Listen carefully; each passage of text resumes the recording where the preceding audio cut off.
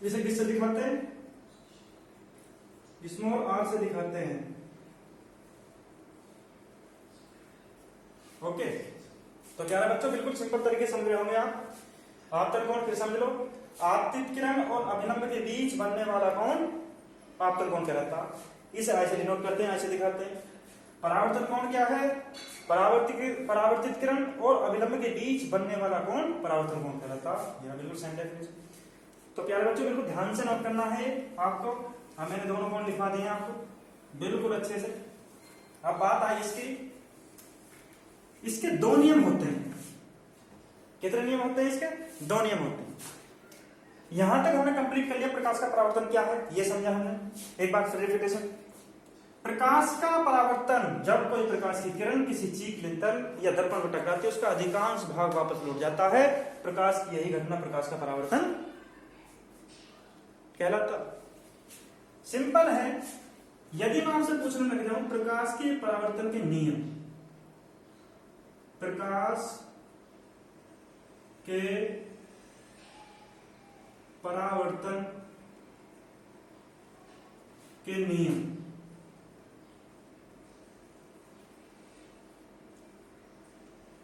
कैसे बताओ? दो नियम होते हैं प्यारे बच्चों इसके।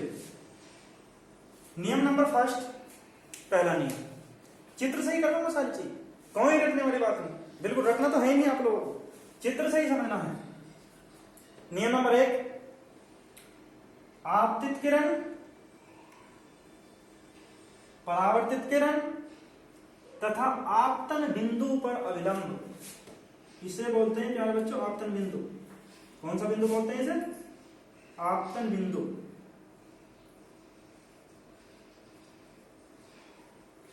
आपतन बिंदु बोलते हैं इसे, राइट? तो ध्यान देना, मैंने बताया आप लोगों को कि आपतित किरण और परावर्तित किरण तथा आपतन बिंदु पर अविलंब तीनों एक ही तल में होते हैं। तीनों एक ही तल में नहीं है, तेरा तल तो इनके एक ही है। आप देखो, आपतित किरण भी इस पे टकराई और परावर्तित किरण भी है इसी टकरा गई और अभिलंब भी इसी पे गिरा, तो इसे इसलिए आपतन बिंदु बोल रहा। फिर सिंपल है बिल्कुल डेफिनेशन, आपतित किरण और परावर्तित किरण तथा आपतन बिंदु पर अभिलंब तीनों एक ही तल में होते हैं, राइट? सिंपल है बिल्कुल डेफिनेशन। आपतित किरण,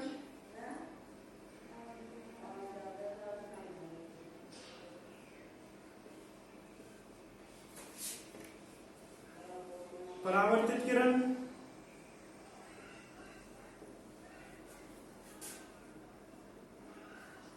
तथा आपतन बिंदु पर अविलंब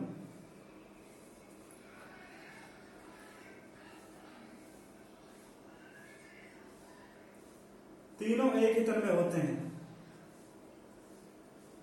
तीनों एक ही तल में होते हैं, राइट? आपतित किरण, परावर्तित किरण तथा आपतन बिंदु पर अविलंब तीनों एक ही तल में होते हैं, राइट? ये इसका पहला नियम है। नियम नंबर दो, सिंपल है बिल्कुल। नियम नंबर दो, आप ये कहोगे सर ये तो बहुत ही प्रकाश का परावर्तन सबसे सिंपल ही। आपतन कोण, फिर आपतन कोण, परावर्तन कोण के बराबर होता है।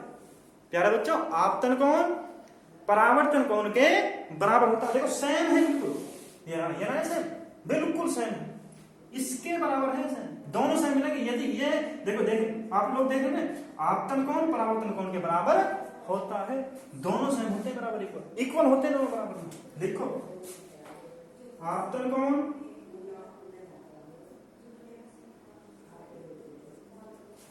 परावर्तन कोण के बराबर होता है।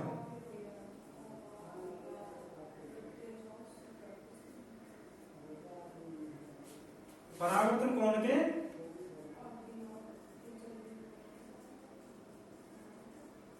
बराबर होता है।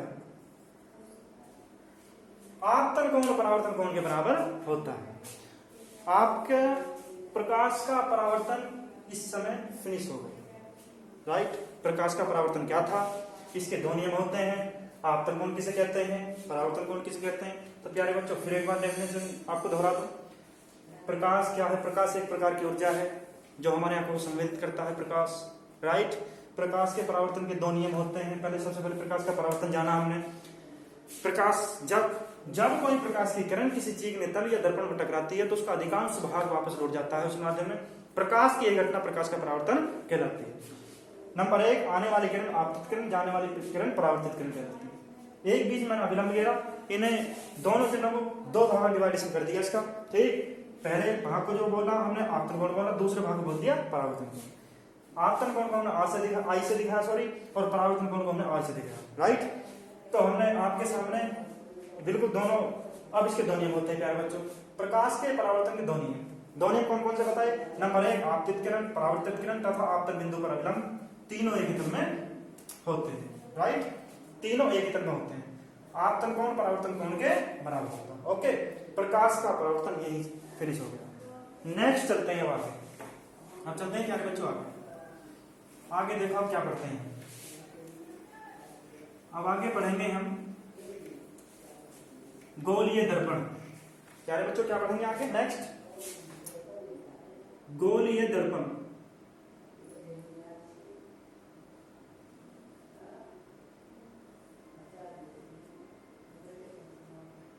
गोलीय दर्पण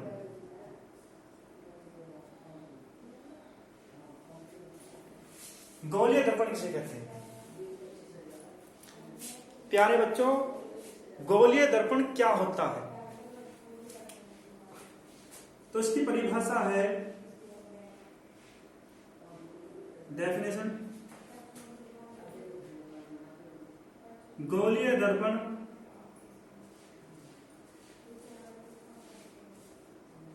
कांच का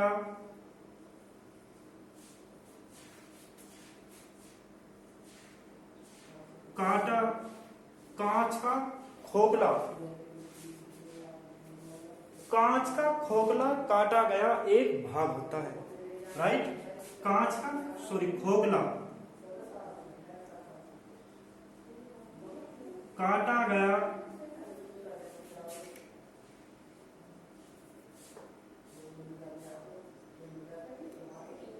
भाग होता है, ओके। तो प्यारे बच्चों आप लोग समझ गए होंगे परिभाषा इसकी। गोलीय दर्पण कांच का खोखला काटा गया भाग होता है, या कांच का खोखले गोले का एक काटा गया भाग होता है। हम कह सकते हैं गोलीय दर्पण क्या होता है? कांच के खोखले गोले का काटा गया भाग होता है। कांच के खोखले गोले लिख सकते हैं, खोखले गोले का काटा गया भाग होता है, काटा गया भाग होता है। कांच के गोले दर्पण कांच के खोखले गोले का काटा गया भाग होता है, राइट। अब यदि हम बात करें, गोलीय दर्पण हो गया। अब गोलीय दर्पण में एक होता है वक्रता केंद्र, एक होती है वक्रता त्रिज्या। तो सबसे पहले हम डेफिनेशन लिखेंगे वक्रता केंद्र की। वक्रता केंद्र, राइट। वक्रता केंद्र मीन्स जो सेंट्रल पॉइंट होता है उसे केंद्र बोलते हैं, ओके। तो वक्रता केंद्र किसे बोलते हैं?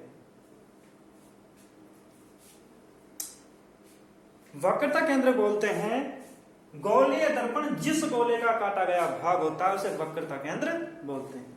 गोलीय दर्पण जिस खोखले गोले का काटा गया भाग होता है उसके सेंट्रल पॉइंट, बीच का पॉइंट, मध्य भाग क्या कहते हैं? वक्रता केंद्र बोलते हैं।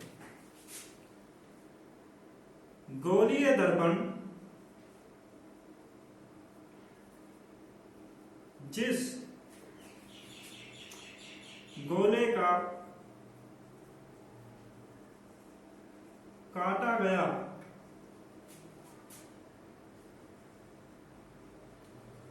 भाग होता है उसके मध्य बिंदु को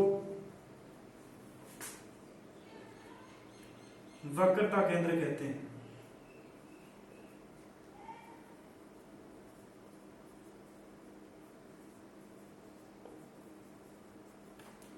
वक्रता केंद्र कहते हैं, राइट। जैसे कि तुम्हें ये खोखला गोला है कांच का, ओके, ये खोखला गोला है कांच का प्यारे बच्चों। अब मैं इसका दर्पण बनाना चाह रहा हूं,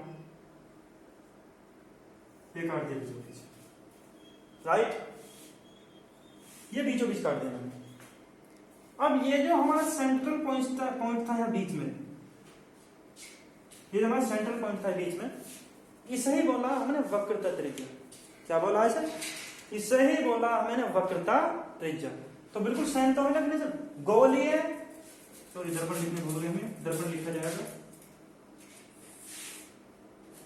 गोलीय दर्पण जिस गोले का काटा गया भाग होता है उसके मध्य बिंदु को वक्रता केंद्र कहते हैं। उसके मध्य बिंदु क्या कहते हैं? वक्रता केंद्र बोलते हैं, राइट। कितने मिनट? 36-15। ओके, आप बताएंगे गोलीय का दर्पण कितने प्रकार का होता है? चलिए, तो प्यारे बच्चों गोलीय दर्पण कितने प्रकार का होता है? 2 प्रकार का होता है।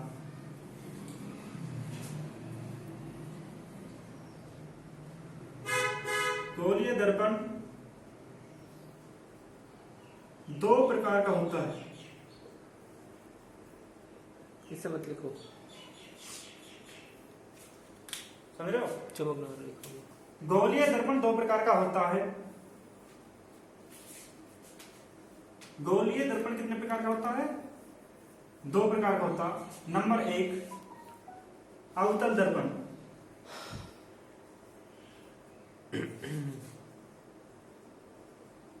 नंबर 2 उत्तल दर्पण, राइट।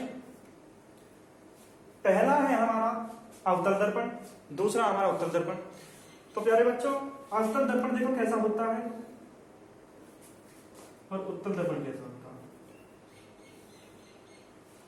अवतल दर्पण के बाहरी साइड, बाहरी सिरे पर पॉलिश की होती है, जबकि उत्तल दर्पण के आंतरिक सिरे पर पॉलिश की होती है। समझ रहे हो? यदि कोई आपसे पूछने लगे कि अवतल दर्पण क्या होता है, जिस दर्पण के बाहरी सिरे पर या बाहरी साइड पर पॉलिश की हुई हो, ठीक है, तो उसे बोलते हैं अवतल दर्पण। और उत्तल दर्पण किसे बोलते हैं? जिस दर्पण के आंतरिक सतह पर पॉलिश की हो, समझ रहे हो, तो उसे बोलते हैं उत्तल दर्पण। अवतल दर्पण किसे बोलते हैं? जिस दर्पण की बाहरी सतह पर पॉलिश की हुई हो उसे अवतल दर्पण बोलेंगे। और उत्तल दर्पण किसे बोलेंगे? जिसके आंतरिक सतह पर पॉलिश की हो।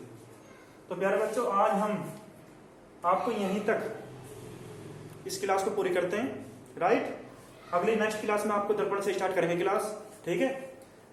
और मैं आप लोगों से यही गुजारिश करता हूं कि आप सभी बच्चे अच्छे से इस वीडियो को देखो, ठीक है, और अच्छे से लाइक करो इस वीडियो को, सब्सक्राइब करो चैनल, समझ रहे हो, और अच्छे तरीके से वीडियो देखनी है, इसलिए आप लोगों को बनाई जा रही है, ठीक है। ओके, थैंक यू, जय हिंद।